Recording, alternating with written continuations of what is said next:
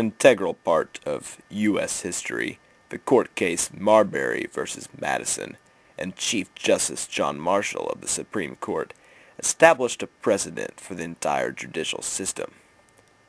James Madison was like a man among gods in his time. I mean, when he walked into that courtroom, he had his game face on. It was like a Power Ranger transformation, like on episode 17, about 1 minute and a half in. The case began with Adams' appointment of the Midnight Judges and the creation of the Judiciary Act of 1800. And mainly this all began, the whole fiasco started when Adams appointed the Midnight Judges. And it pretty much greased the wheels to the nightmare train heading to Washington.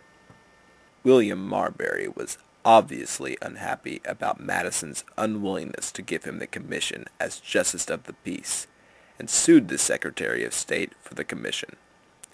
The Federalist Party were just bloodthirsty, vampire-sucking, power-hungry mongrels who love to eat shrimp with their buddies on the weekends.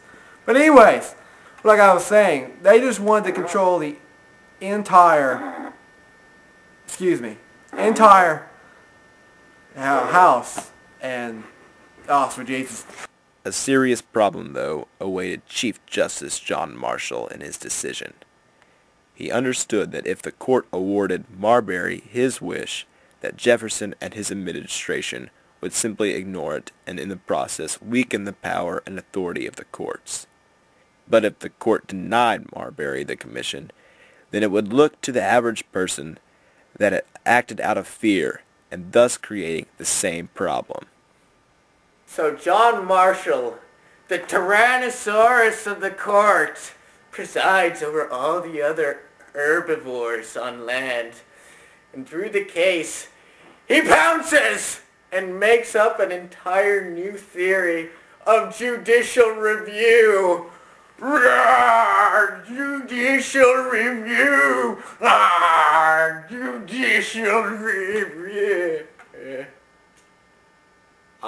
Other day, I was walking down the street, and this girl named Jenny that I had never seen before told me that other guy walking on the other side of the street was named John Marshall, and that he did something about judicial review. I don't know what that is, but apparently it's important. Oh yes, the case of Marbury versus Madison. Very key case for Supreme Chief Justice John Marshall, who, in case you didn't know or were just curiously wondering, he was an avid hunter. He loved archery. Bobbing for apples was his main pastime. Let's see. Many people of his day thought he could wrestle like a bear, so they called him Bear.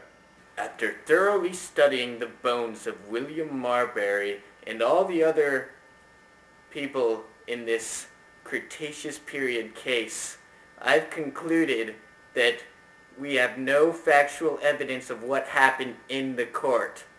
It's all just theory at this point. And my theory is that the pterodactyl swooped in and took all the babies and raised them as their own and taught them to fly, which coincidentally is my theory for the Bermuda Triangle also. Every ship is attacked by flying babies. That's some theories. It could be that he was a bear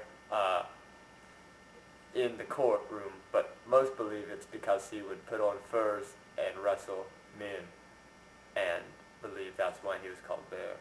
John Marshall developed the correct solution when he established that Madison should have delivered the commission to Marbury, but that the Judiciary Act of 1789 was actually against Article 3 of the Constitution. Since Marshall decided that the power to issue appointments by the Supreme Court was unconstitutional, everything that had taken place was pointless, except that it established what has been termed judicial review. Judicial review. Judicial review! Judicial review. Judicial review! Yes, judicial review. John Marshall's court decision. back the idea that the Supreme Court had the power to determine whether laws presented by Congress, the President, or the people were constitutional. This intriguing court case has continued to take part in American society today. As we all know, this case was quite possibly the most important case the world has ever seen. I mean, it's bigger than Superman versus Batman. That case is pretty big, but this is bigger, okay?